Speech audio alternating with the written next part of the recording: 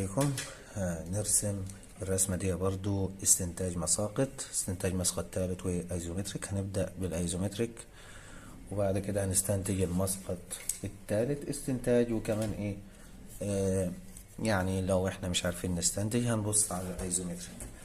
انت لو مطالب انك انت مش هترسم الايزومتريك، مطالب بالمساقط بس انك تستنتج المسقط الثالث، ارسم الايزومتريك كروكي علشان تعرف تستنتج المساقط بشكل صحيح. يعني انت وجعت في نقطة مثلا معينة، بص على الايزومتريك اللي انت رسمته كروكي وهتشوف النقطة اللي انت وجعت فيها دي وتصححها. طيب هنا انا معايا البلان والاليفيشن، نفس الكلام. elevation بلان هنا هيكون الليفت هاند سايد فيو، فعليه هبدأ ارسم الايزومتريك كليفت هاند سايد فيو. يبقى لازم هرسم هنا الاليفيشن والف شمال اشوف السايد فيو. طول ما المحاور معايا بتاعت الاليفيشن هنا هتكون في الاكس، يبقى ده لازم يكون اكس، وهنا الارتفاع ده الزد، وكمان البلان هيكون ده الاكس وده الزد بتاعه. في ناس هتقول لي انت رسم الابعاد على المحاور. ايوه ده غلط، لكن لما ارسم السايد فيو هوزع الابعاد بشكل صحيح على السايد فيو وعلى الرسمة كلها يعني، فمش هتلقى فيها ابعاد معاك في المحاور. طيب هنبدأ ناخد الاليفيشن في، يبقى ده الاليفيشن، هنبدأ ناخد الاليفيشن في الايزومتريك في اتجاه الاكس زد. طيب انت شايف الخط ده بتاع الزد متن كده او لا؟ ده ايه؟ اللوحة اللي هي مش متثبتة كويس بس مش اكتر، لكن هو عمودي. تمام. هناخد اول حاجة الارتفاع او الطول الكامل للشكل في الاليفيشن اللي هو من هنا لهنا اللي هو 76. فهنعمله كده على اتجاه الاكس، بس بعد ما اطلع ال15 سنتي اللي حضراتكم شايفينها دي، 15 سنتي هناخدها في الاتجاه العمودي من البداية. هنا بدأت من 11 هعد 15 ملي، يعني 1.5 سنتي كده اهو. وبعد كده من النقطة دي هخش 76 في اتجاه الاكس كده اهو لحد حد معين اللي هو النقطة دي. طيب النقطة دي على نهاية ال76 اللي هو الخط ده اللي احنا رسمناه يا شباب اهو الخط ده. فانا المفروض اقصد يعني الخط ده اللي هو من تحت، اما اللي فوقيه انا مش هعرف احدد لسه البعد بتاعه، لان البعد بتاعه من هنا لهنا مجهول. فاحنا هناخد من هنا لغاية هنا ال76 وهطلع عمودي، وبعد كده من نقطة التقاطع هنا اهو هرجع 15 وهتتمسح الحتة دي ال15 اللي هي دي. طيب هاخد ال76 من هنا اللي هو طول الشكل او طول الاليفيشن. اكيد انت الرسمة معاك كده، الرسمة بقت اوضح.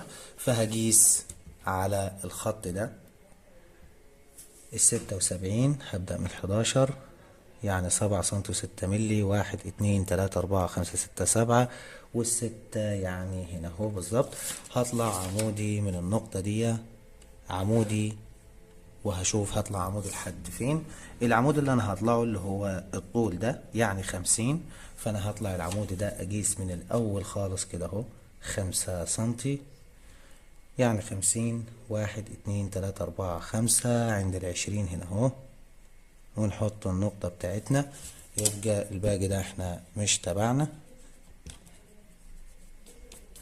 من عند ال20 هنا اهو او عند ال5 سنتي اللي احنا نهينا عندها، المفروض اخش ال15 دي اللي هي هتحدد لي برضو في اتجاه الاكس لانها في الاليفيشن. هنخش ال15 كده اهو لحد هنا بالظبط كده، وبعد كده هنزل عمودي هقطع الخط كده. المفروض امسح الخط ده، مش هيكون ظاهر معايا زي ما هو هنا مش ظاهر معايا.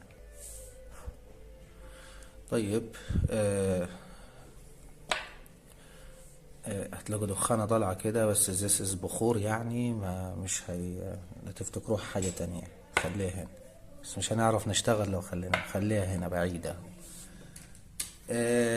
هنبدأ بعد كده نخش في اتجاه السايد فيو من البلان فيو. فين؟ هنا في الايزومتريك. فهنيجي هنا اهو، هنيجي من الناحية دي نخش كده خط خفيف، وبعدين هطلع من النقطة دي نخش كده. اكيد يعني احنا متخيلين الشكل كده اهو. معلش ابن عم حسين يعني عامل دوشة بره.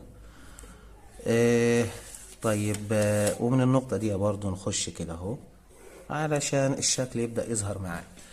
طيب هنا معايا البخور دعك الدنيا، غيره هنا. ماشي. هنبدأ بقى ناخد البعد ده كده من البلان فيو اهو. البعد من هنا لهنا ب50، فانا اقيس 50 من نقطة الصفر دي 5 سنتي، يعني 1 2 3 4 5، واحط نقطة هنا اهو، واطلع عمودي اقطع الخط اللي انا شديته ده من شوية في النقطة دي، الزيادة تتمسح. بعد كده هاخد الاكس كده في اتجاه الاكس، خط خفيف. ليه خفيف؟ علشان هيتمسح الحاجات دي طبعا مش هتظهر معاك. النقطة التقاطع بتاعة النقطة دي اطلع بيها عمودي اللي فوق، قطع معايا اهو. نطلع في اتجاه الاكس كده. كده الشكل ظهر معانا. في خطوط انا راسمها خفيفة زي الخط ده، ف علشان بس تشوفوه نتجل. وكده كده في جزء منه هيتمسح. تمام. كانش مظبوط. ماشي.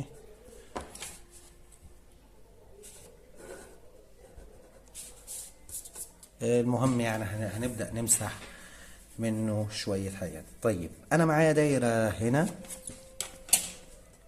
اللي هي في منتصف الخط ده اللي من فوق، وبرضه في منتصف الخط اللي من تحت.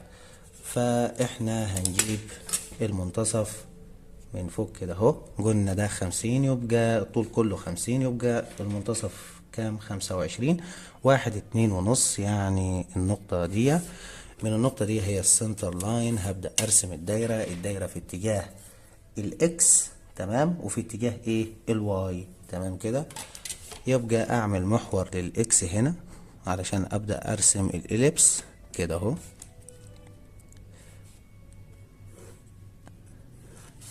المحور ده اللي انا هبدأ ارسم عليه الاليبس، ومحور الواي اللي فوق مرسوم على الخط نفسه.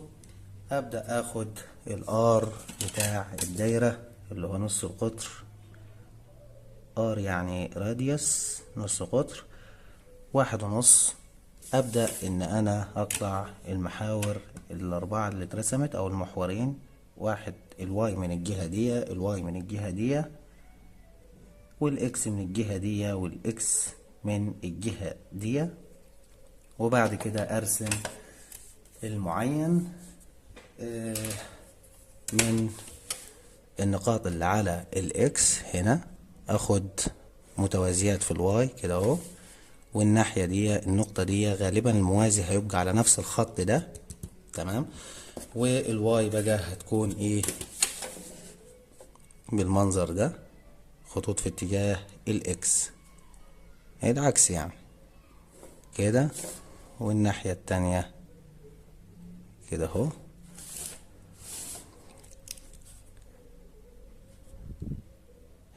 تمام.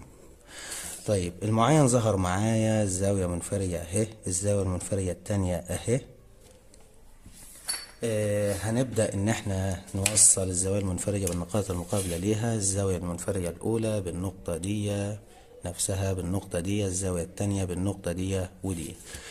نوصل الزوايا زي ما قلنا، الزاوية الاولى بالنقطة دي، والتانية بالنقطة دي، الزاوية التانية بالنقطة دي، ونفس التانية دي برضو بالنقطة المقابلة ليها اللي هي دي. نبدأ نرسم الدايرة هتترسم من الجزء اللي هو كده اهو. فهنستخدم النقاط البعيدة اللي هي من الناحية التانية. يعني الزاوية المنفرجة دي هبدأ أوصل النقطة دي بمين؟ بالنقطة دي. تمام.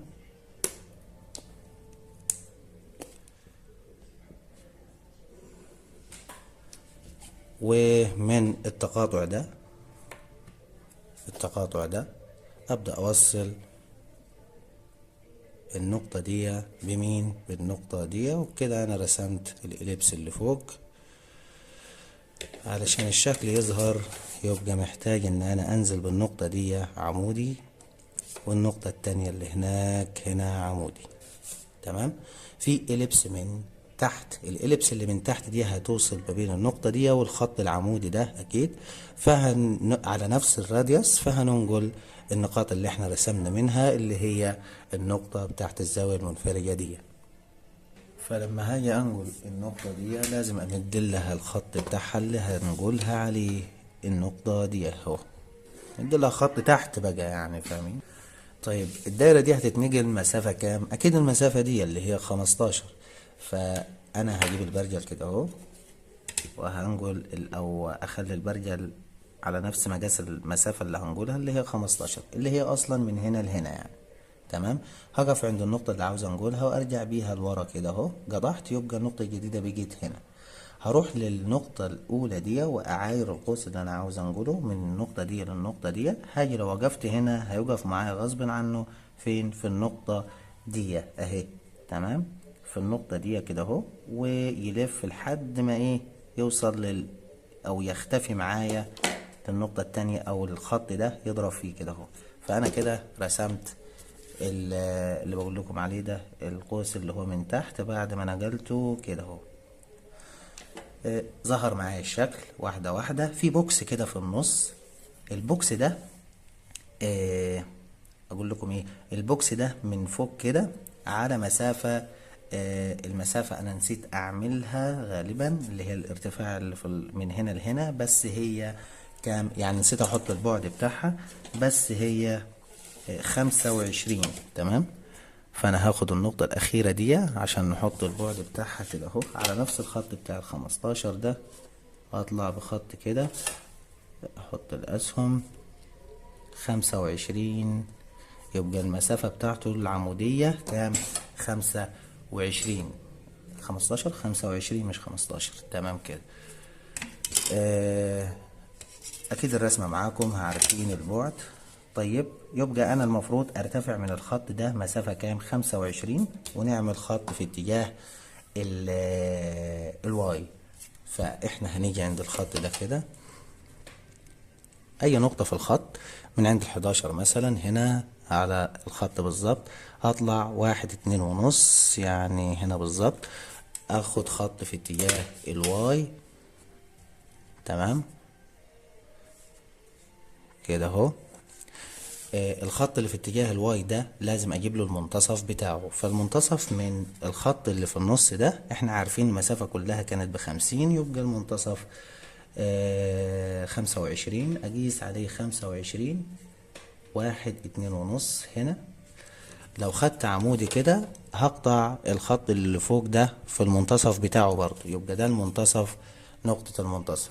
طيب هاخد بقى ايه البعد بتاع الخط من هنا لهنا اهو، احنا مطلعينه بره، ده مش بتاع الدايرة، لا الدايرة الار بتاعتها اهي، البعد ال20 ده هو الخط اللي من هنا لهنا، يبقى هاخد من هنا 10 ومن هنا 10. يا اثبت كويس. تمام كده. من عند ال13 مثلا هاخد 10 من هنا تبقى 14، و10 من الناحية التانية تبقى 12 هنا. انزل بده عمودي والتاني منزلش بيه لانه مش هيبان. تمام. نزلت بده عمودي، شايفين النقطة دي هاخدها في اتجاه الاكس اللي هي تمثل لي المسافة من هنا لهنا، والنقطة التانية في الاكس برضو تمثل المسافة من هنا لهنا. فقبل ما اخد النقاط دي امسح الحاجات اللي مش هتظهر معاي زي ده كده اهو، مش هيظهر. فاخد النقطة دي كده،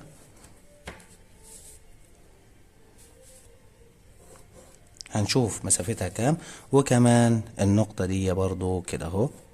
فالخط ده مش هيظهر معايا، وكمان اللي جوه ده مش هيظهر معايا. اشوف البعد ده كام؟ البعد ده 15 اهو، من هنا لهنا او من هنا لهنا، فاقيس عليه 15 من البداية خالص من هنا، يعني 15 عند النقطة دي. فبالتالي كل ده زيادة احنا عاملينها نمسحها، اهي نقطة ال15 هنا. اخد ده في اتجاه الواي كده اهو من النقطة دي كده، وانزل بقى ده زيادة خلاص. تمام. انزل عمودي من الخط ده من النقطة دي اقصد كده، واخد في اتجاه الاكس كده، الاكس من النقطة دي كده لحد ما تتقاطع معايا هنا اهو، واحاول اوصلها كويس. طيب بعد كده اخد نقطة التقاطع الجديدة اللي ظهرت في اتجاه الواي كده لحد ما تتقاطع مع النقطة دي. لما انزل بيها كده كده خلاص رسمت البوكس اللي انا عاوز ارسمه، والخط ده يكمل لحد ما يخبط في اول خط سوليد يقابله من النقطة دي كده اهو، لحد ما يخبط في اول خط سوليد اللي هو خط البوكس اصلا. وكذلك الخط ده اهو. بس كده تمام. نمسح بس الزيادة دي، نتجل الخط ده، نتجل الخطوط بتاعتك كلها.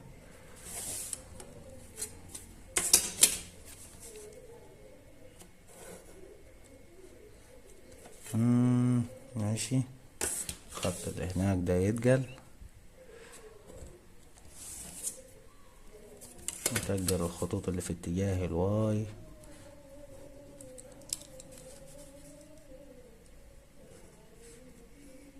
تمام كده كله تمام. نتجل الخطوط اللي في اتجاه الزد زي الخط ده والخط ده. بس كده الشكل اترسم معاك. طيب هتلاقي ان الشكل متني او ملوي ده في اللوحة، لان اللوحة مرفوعة شوية. تمام كده التانى كده ايه بيجي قائم اهو. نيجي نستنتج بقى المسقط التالت. ناخد اقصى بعد في البلان فيو من النقطة دي اهو، قطعنا هنا، نطلع بيها للسايد فيو هنا اهو. اقصى نقطة في البلان في الاليفيشن النقطة دي هاخدها كده اهو بالظبط. ده البوكس اللي انا هرسم فيه، اللي انا هشوفه في السايد فيو. النقطة دي من هنا لهنا هاخد النقطة دي اقفل بيها لحد الاخر. عرفت ازاي؟ لان النقطة دي اهي. عرفت ازاي هقفل بيها لحد الاخر؟ بصيت في المسقط اللي بعده لقيت ان الخط ده ابتدى من هنا وانتهى هنا، وبعد كده هيظهر معايا الخط بتاع الدايرة كده كخط مستقيم برضو لما ابص في السايد فيو، وينتهي هنا، وبعد كده يكمل يبتدي من هنا ينتهي هنا. تمام. فهقفل الخط ده كده، وبعدين هجيب الدايرة بقى اللي انا هشوفها. لو بصيت في الايزو برضو هشوف ان الدايرة دي بيجت كمستطيل. النقطة دي اخدها نقطع بيها ال45. النقطة اللي فوق بتاعت الدايرة برضو اخدها اقطع بيها ال45، واطلع من النقطة دي عمودي هنا اهو، والتانية كمان عمودي كده اهو. كده انا رسمت الدايرة. بس ده المفروض يوسع شوية، ما وقفناش كويس هنا. هنا ايوه كده يبقى مربع مستطيل مربع او 3 مستطيلات، 1 2 3. نيجي نرسم البوكس ده. اخد البداية بتاعته اهو، اعمل خط خفيف كده. تمام. طيب الخط الخفيف ده هيبتدي وينتهي فين؟ هيبتدي من هنا وينتهي هنا. يبقى اخد نقطة الابتداء اهي من هنا، نقطة الانتهاء اهي من هنا. يبقى الخط ده والخط ده نطلع بيهم تقاطع فوق كده اهو. طيب اطلع تقاطع من الاول ولا من هنا؟ لا، الخط ده جاي من فوق لحد هنا. طب والنقطة دي اهي هي الخط ده، فيبقى اطلع من الخط ده لحد النهاية بتاعته الخط ده اللي احنا نجلناه فوق اهو. الناحية التانية اهي، وامسح الزيادة. يبقى دي زيادة دي زيادة. تمام. يبقى الشكل زي ما حضرتك شايف كده. مسحناش الزيادة دي. ماشي. وكمان النقطة دي كده يبقى خط باين شوية هنا. تمام. والمحور نفسه كده اهو. تمام. بس كده. عايزين نعمل ايه؟ عايزين نملى الحاجات دي ابعاد. يعني البعد ال20 ده منظره مش كويس هنا، بيشير لي هنا للدايرة، فأنا أشيله كده أهو. شلت ال20. أنجل ال20 فين هلقاها؟ المسافة من هنا لهنا فوق، هعملها من أبعد نقطة من الرسمة، يعني هبعد 15، هبعد 1 سنتي أقصد من أبعد نقطة. أبعد نقطة كانت هنا، وأمد خط كده أهو للبعد. أجيب المثلث وأحدد البعد ده هيكون من هنا لغاية هنا. أرسم الأسهم.